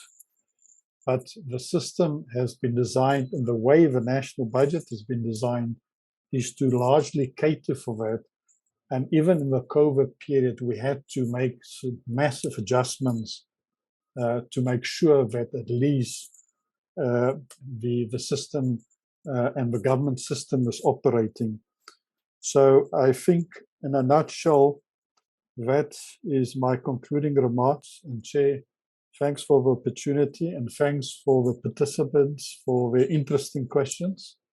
And we are there if people want more information or want to know more. They are welcome to approach us. We're there to assist yourselves, as well as the municipalities, as well as the community at large. Thank you, Chairperson.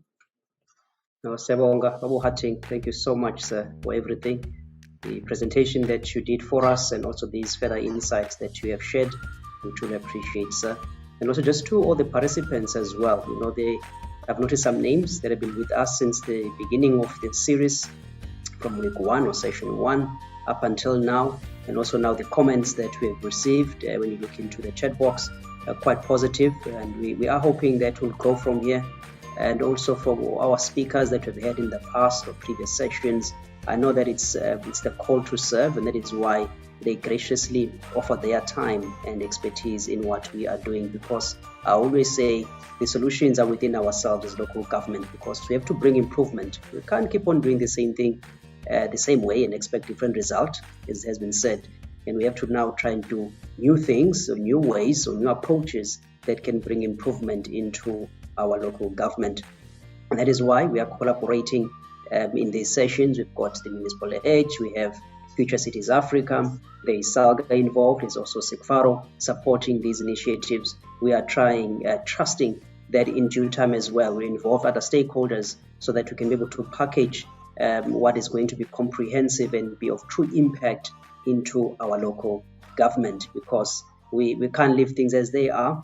Yes, it is what it is, but I truly believe that when we all work together, surely there will be an improvement into our local government. Most importantly as well, we have to restore trust into our communities out there, because local government is seen as dysfunctional, not working for the people, but I believe it is us who can actually restore that confidence back into our respective communities. So having said that, once again, thank you so much.